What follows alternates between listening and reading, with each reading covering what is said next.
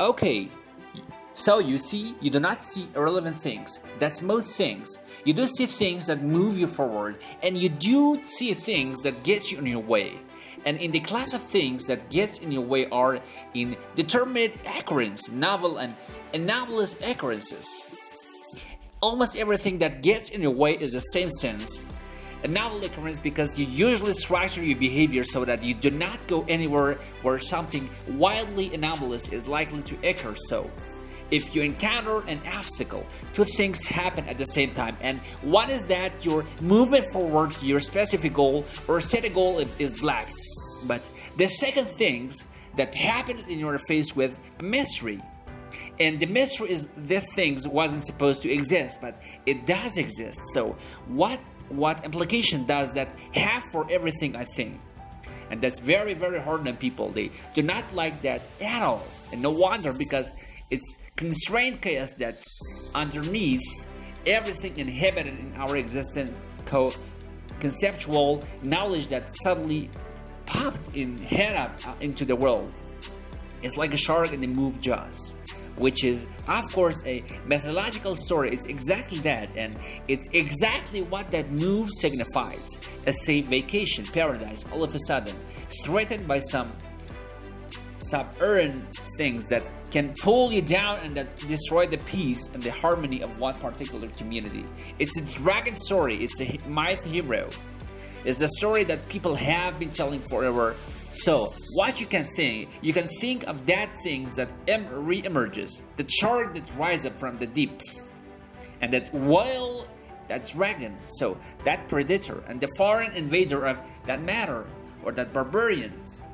They'll fit into the same category. That's what have been deemed irrelevant, suddenly manifesting itself. And when you think about how much is deemed irrelevant, the fact that it suddenly manifests itself, that's exactly the purpose, the reason for the trauma. It's like, well, I have eradicated from my purpose the reason for the trauma.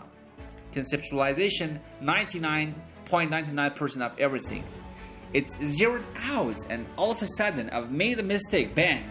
I don't know where I am. Well, what's relevant when you don't know where you are? And the answer to that is, since you do not know, everything is relevant. And you can imagine that people have experienced paranoid schizophrenia are living in perennially, because what happened to them is precisely that. They undergo neuropsychological transformation that makes everything that once dependent on disaster and everything comes back as relevant. That puts them in the early stages of schizophrenia that's extraordinarily stressful, neurological. So, you're overwhelmed with cortisol and their brains deteriorates as consequences of that. It's just too much. So, surprisingly, right? Because you cannot deal with it. You can hardly deal with anything, let alone with everything. Now, often what you see, it's really conceptualized this way in the training of a clinical therapists. But often what you see when you're dealing with people who are in crisis isn't people who have mental illness. In fact, in my experience, that's actually quite rare.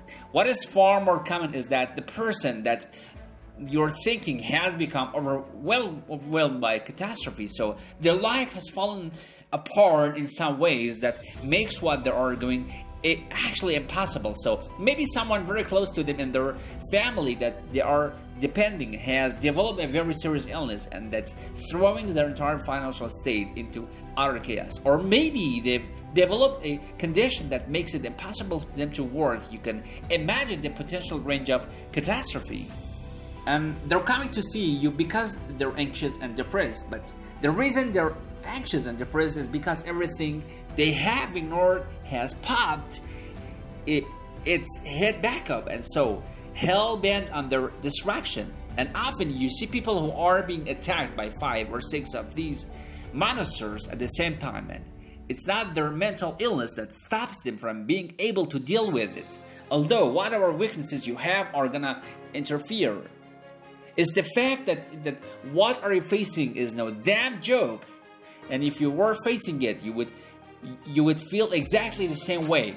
So then you're trying to come up with a practical solution to this tremendously complex problem, and that's very, well, it's extraordinarily difficult. Generally speaking, people often don't come to a therapist until they've exhausted their entire range of resources. They cannot figure out what to do. So in that situation like that, you can administer antidepressants that maybe they'll help the person increase their stress resistance. And it's maybe because they're depressed and have been brought down, they are in fact exaggerating the danger of some of the smaller monsters that are after them.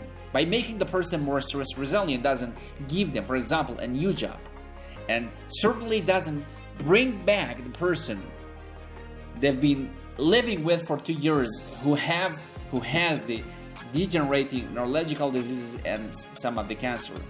The things are major. I often see people who, well, they are in relationship. Maybe they are rather isolated, all the people. One of the partners is dying in their entire financial situation has become catastrophic.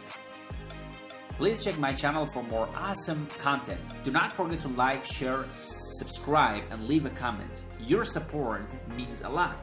It's like, that's not a mental illness, man. I mean, they may have got into that situation because of one of inadequacies or another, but you do not even want to push that too far, because that's things can happen to anyone and will, in fact, happen to most people in one form of another, at least at some point in their lives. So you want to be damn prepared for that. You want to be prepared for that because it's bitter and harsh and anxiety provoking and painful. But if you're not ready, then it's also hell. And often you can stop things from being hell, even though you cannot stop them from being bitter and painful and anxiety-provoking enough, all that. You can at least delimit the catastrophe enough so that it doesn't permanently bring you and the people around you down. And that's not so good, right? Or at least it's a lot better than your alternative. So this is a problem. Things are obstacle when. How big is that obstacle? It is the same question as how big the predator that is lacking outside of door or our cave. It's exactly the same problem. It expects conceptualized abstractly. I would say exactly the same system that your distant ancestor used to conceptualize. The lacking predator or the system that are activated now when you encounter the re-emergence of that old monster that you've ignored.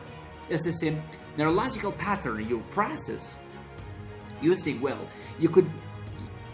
how could it be otherwise? Because evolution is conservative process. Everything about you is built on ancient foundation, right? Very little new, certainly very little radically new comes into existence. It's mostly tinkering with structure that have been around forever, like your body plan, for example. That's unbelievably old. I mean, you share that with lizard, roughly speaking, so it's incredibly ancient. Noah was just a man and perfect in his generation, and Noah walked with God. That's interesting line, because if you remember back in the story of Adam and Eve, what happens to Adam once he eats the fruit of that tree of knowledge and good and evil and wake up, the scales fall from his eyes because becomes self-conscious, develop the knowledge of good and evil is he won't walk with God when God calls him in garden. So Noah is Adam without the fall, essentially, and there is something that Noah is doing right that motivates God to spare him and maybe how and show him a pathway through the emergent chaos. Something like that, and that's worth thinking about a lot, because there will be situation in your life where what you face is the emergent chaos, and maybe that will some terrible catastrophe inside your family, and maybe it'll be something that occurring on your much broader social level. That the chaos is common, and what you're going to want to know, unless you want to be citizen of the chaos or even contributor to it, and perhaps it's what you want, because many people under those circumstances choose that. What you want is to know how you build an arc and get through it.